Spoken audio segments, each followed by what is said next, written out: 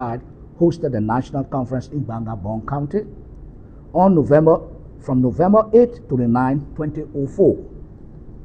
This conference brought together 300 stakeholders in the Liberian rubber industry, representing more than 60,000 rubber planters, farmers, as well as local and international rubber experts from Apromac in the Côte d'Ivoire that spoke on diverse topics relevant to improving the rubber sector in Liberia.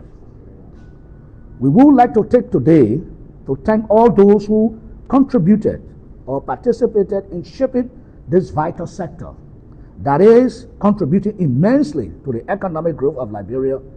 Special thanks go to His Excellency Joseph Newman Boaka for his steadfast leadership of this nation, and his vision has ensured, and it also goes to the Minister of Agriculture, Dr. J. Alexander Nuttall, whose leadership at the Ministry of Agriculture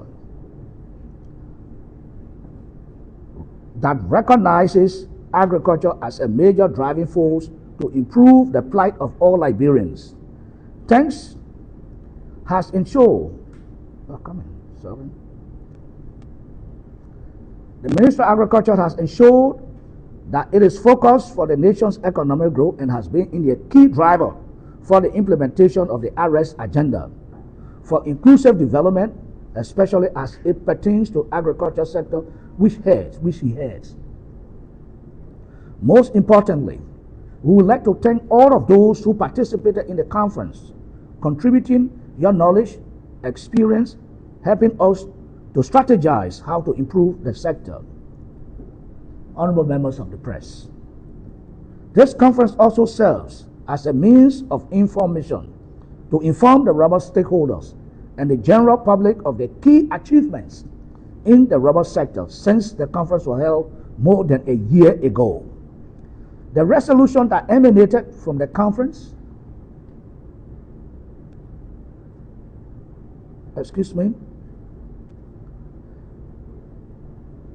amongst other issues, pinpointed the setting of the monthly rubber price by a key player in the field as being unfair, subjective, and a gross conflict of interest.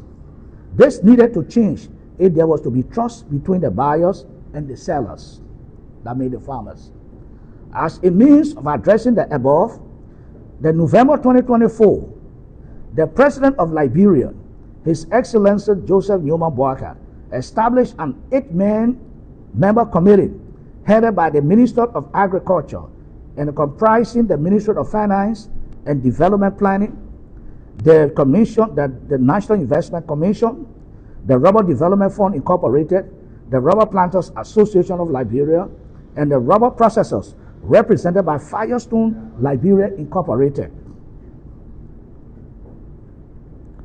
to look into setting up the mechanism for calculating and posting of the monthly rubber prices.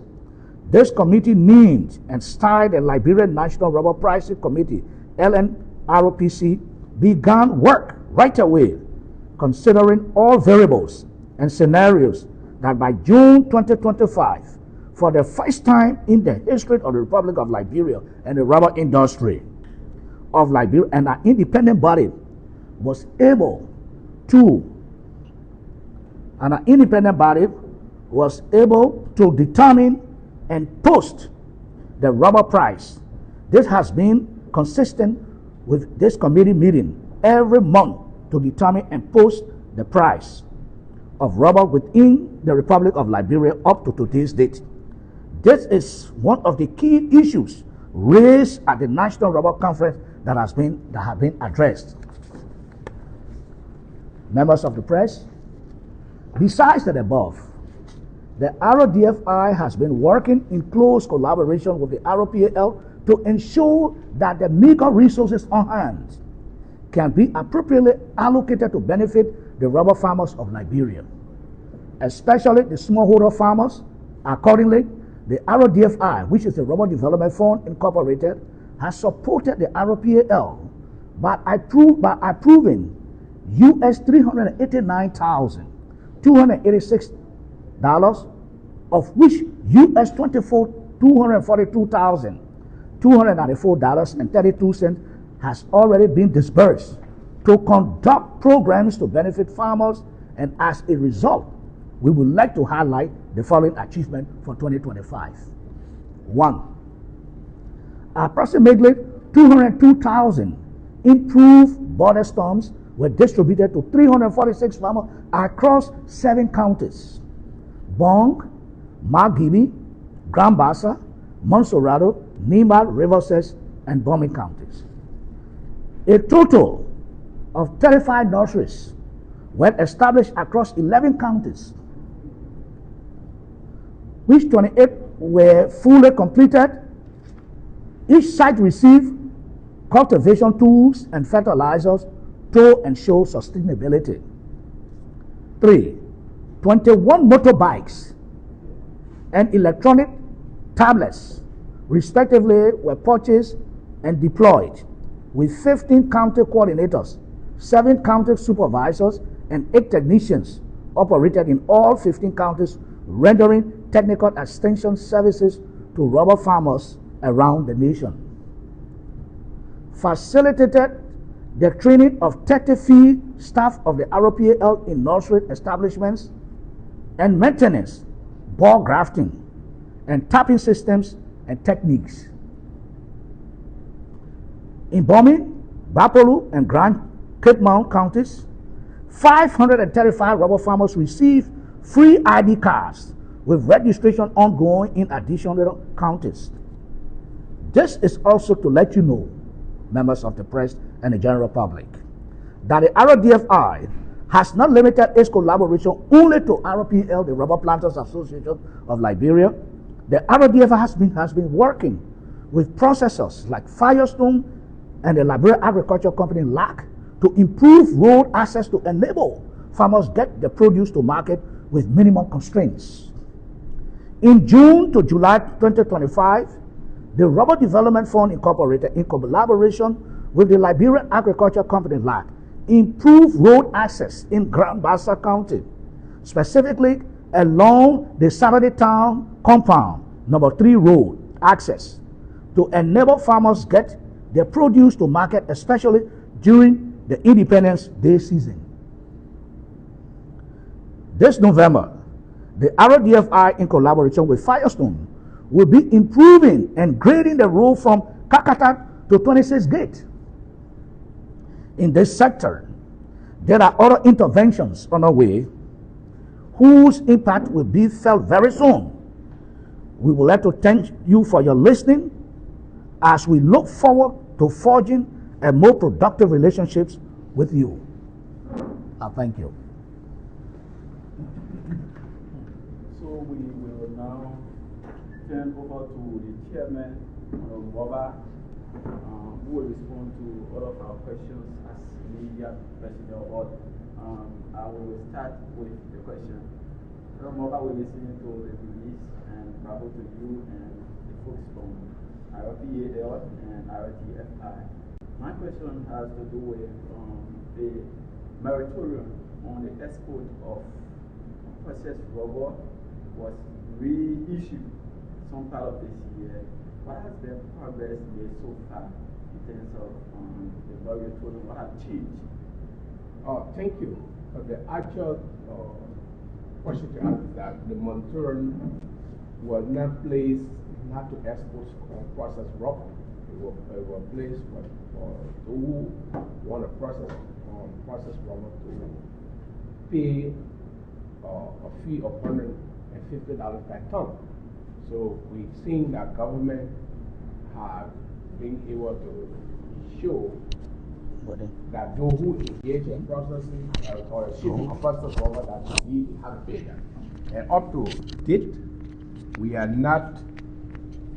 The record we have is that only a few processed rubber have been shipped out of Liberia, and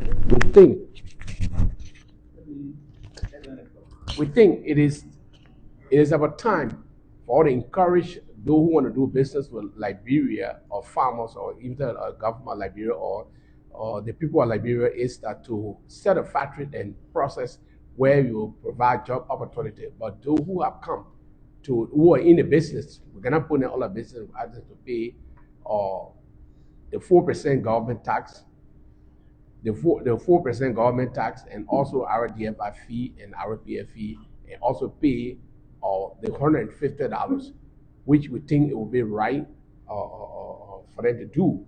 So we are not encouraging actually to export on processed rubber. So we're asking most of the farmers to deal with those processors that were in the country, and those who want to ship on processed rubber to also encouraging the fees to pay the fee, which government can get a needed revenue to be able to help the agriculture sector. Yeah, or with all of these interventions made in the sector, in summary, what can we say is the current status of the rubber sector? Well, the current status of the rubber sector, I'm a farmer. It have been improved, because let me say this too: most of the farmers, all Liberian, it will always be in the business of those who buy to set the price. But today, if you look at this season of the November, December, January, the price will come down. Today we are giving international price. I'm a member of the price committee. We get the price from the Singapore Commodity Index to be posted up the same way with Ivory Coast.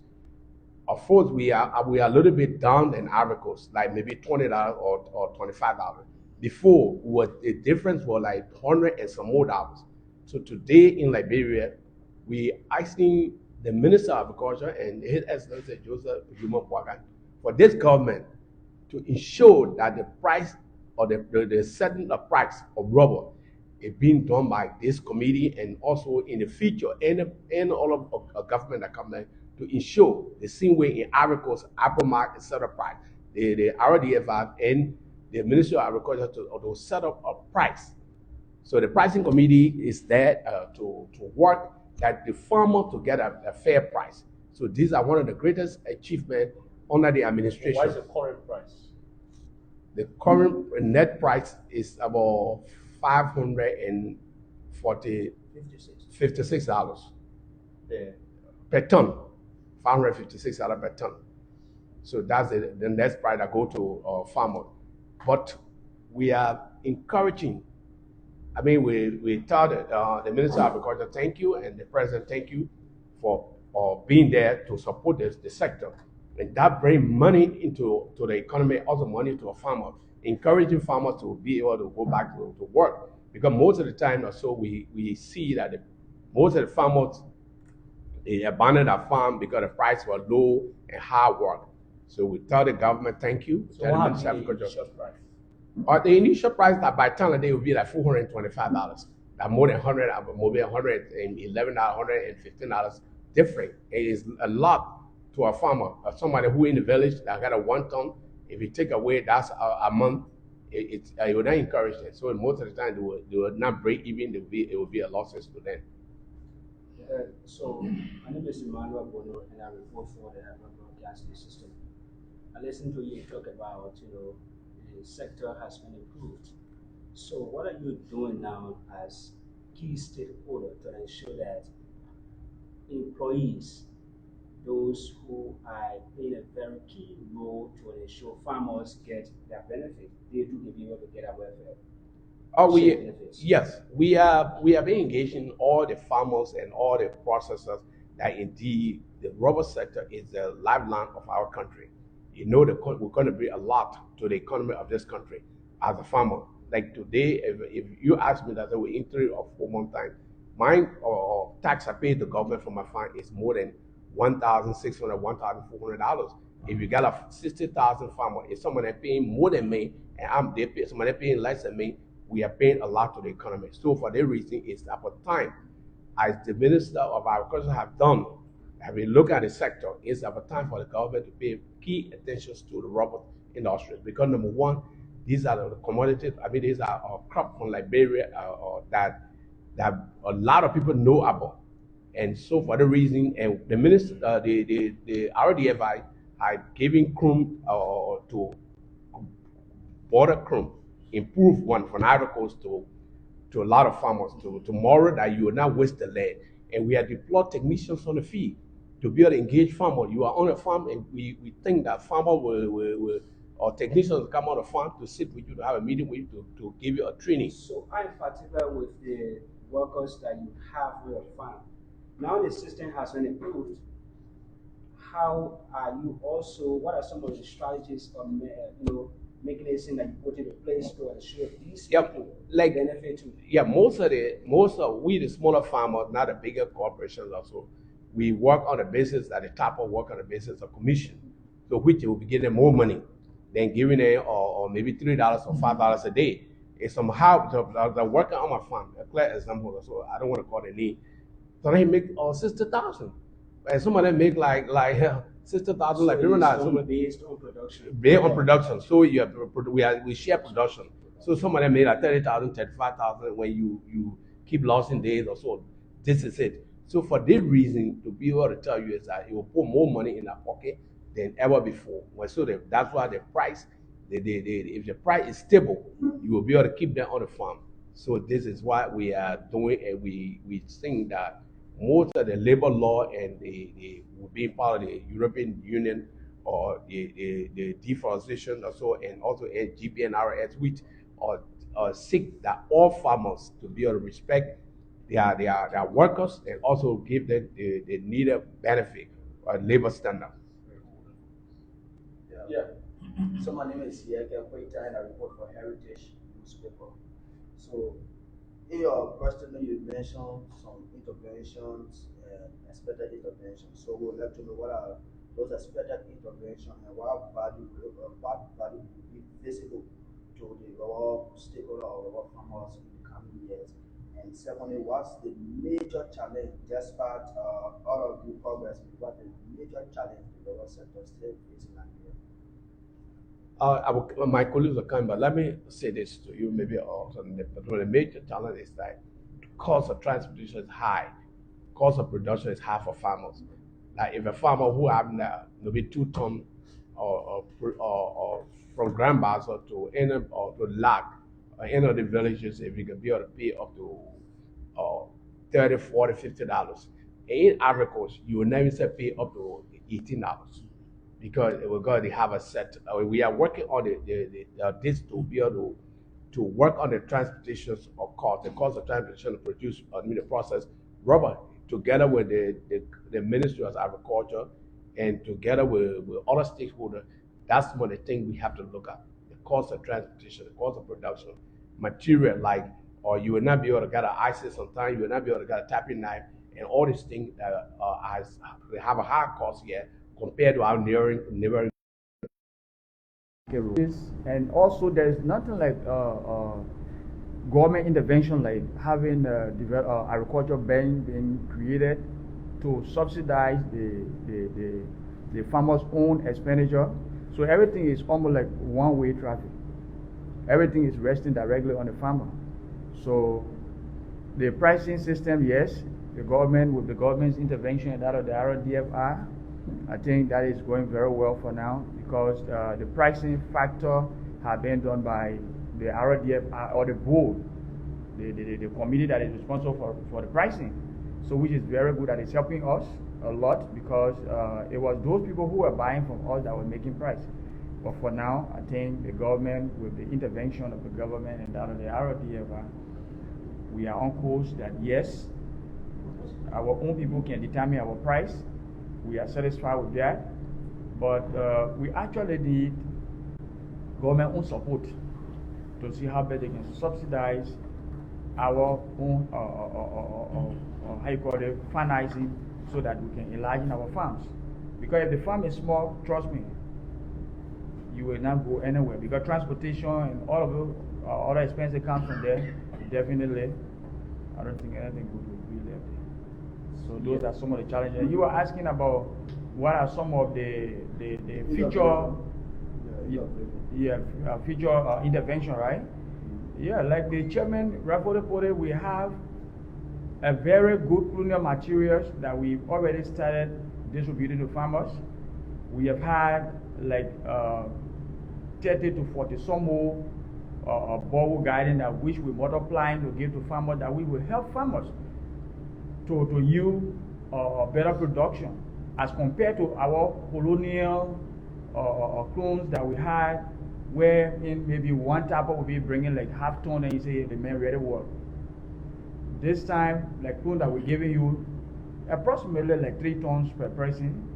So it definitely, like somebody was asking, what are some of the strategies we are putting in place for the tappers? Let's put it that way, because you're asking for the employees that we have on the field. What are the new changes benefiting them?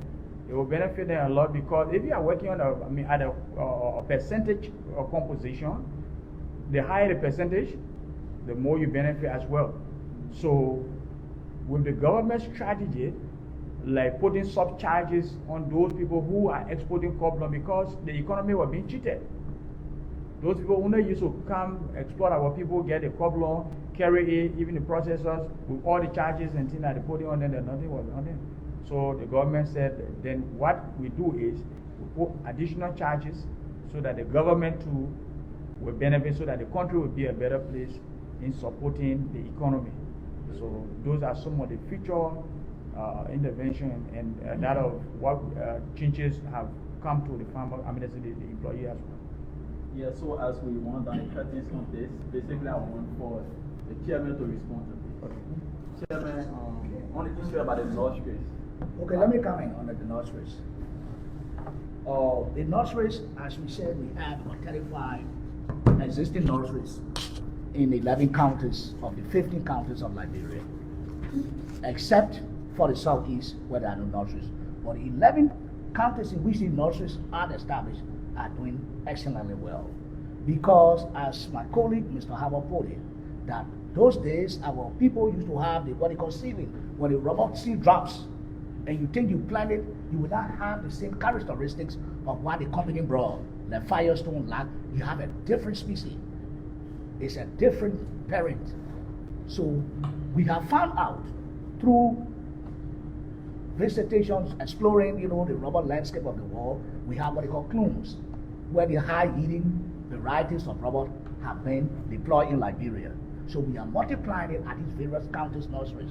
So we have technicians who do extension services and go to all the smallholders, tell them how to plant it, and then they come to the nursery where they, demonstrate something, and then we start supplying those stumps to them. Like we have clones. Those are highly technical data clones like ARCA 237, and we have all the there are series of them that we took from Ivory Coast, and some were given to us by the concessions years that are here. So these are the interventions that have been made. You see how much have been put into 235,000 stumps, have been multiplied and distributed. You see, total number of farmers, we talk about 535 farmers. So we are still in the process. We are still in the supply. Go and see Grand Bars of the nurseries, and you see something. Go to Nimba in the Saclopia region, and you see what our nurseries look like. And when you get to Bombing, Cape Man, we came and see how Cape Man is doing. And Bapolo, Bon will know, we don't have to, that the place they call Kwakwata.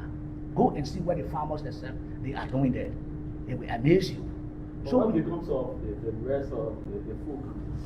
The counties, because it has a phase 2, which starts around February to March, where the interventions will go to Sino, to Grand Cru, to Maryland, to River G, as well as Grand Chile. Okay. Let me just add on that. Yes, I did it right over. Come in. All right, Director. I also want to make this very clear that all of those material and all of the interventions that we are giving to farmers, they are 100% free. We're not doing it to say we're multiplying the colonial material to sell to farmers. No. It is directly free of charge, because it is our responsibility as an institution, because those people, every sale they pay, they have a subscription fees to pay. So whatsoever we're giving back to them is almost like a refund. So we're not telling them to pay for anything like the colonial materials we're giving them, like motorcycle technician that we're sending to look up to them, the supervisor, the extension officers, you name it. So we are responsible to pay them at our own cost. We are not telling them to pay additional money. So whatsoever stump we give you is directly yours, free 100%. The only thing we do, our technician monitor it and make sure that it's being utilized. Yeah, good morning. I'm William Johnson. I'm the Executive Director of the Rural Development Fund. I'm the head of the Secretariat of the Rural Development Fund, so I will speak from the perspective of the Secretariat. When it comes to the challenges, the constraints, one of the key constraints that we are faced with has to do with the Rural Development Fund being understaffed and underfunded. Just to give you a background, the document I brought about the Rural Development Fund stated that in order for the fund to be effective and efficient, we had to start with about a minimum of $50 million US. Now, we're operating way below that, not even 10% of that amount, based on their own subscription. The government has not been putting in the amount it should be putting in to make the fund to be very vibrant. So we depend on the subscription, which is very minimal, to be able to do the intervention for the farmers. So we're going at a very slow pace. Now we have been trying to liaise with the CSA and also with the Ministry of Finance and Development Planning to increase our staff. One of the key reasons is that what we are doing, even the collection of the fees from the processors, we are doing it on a gentleman basis. Any amount they say they collect, we have to review it because we don't have anybody posted there on a daily basis to be able to corroborate or to check on what they say they collected. People don't do business this way. All financial experts will come and tell you that when you're in business with another person, as much as you trust them, you should always be represented when they are doing transactions. We are not there. So we stay appealing to the Ministry of Finance and Development Planning to be able to honor our request to them to increase our staff so we can have people posted in the field there with the processors. So I don't want to go through all the constraints my bosses already mentioned all, but for my side, I was looking keenly at the honor funding and the honor staffing that was very hampering our operation as a secretariat. Thank you. Okay. So this press conference, our EFR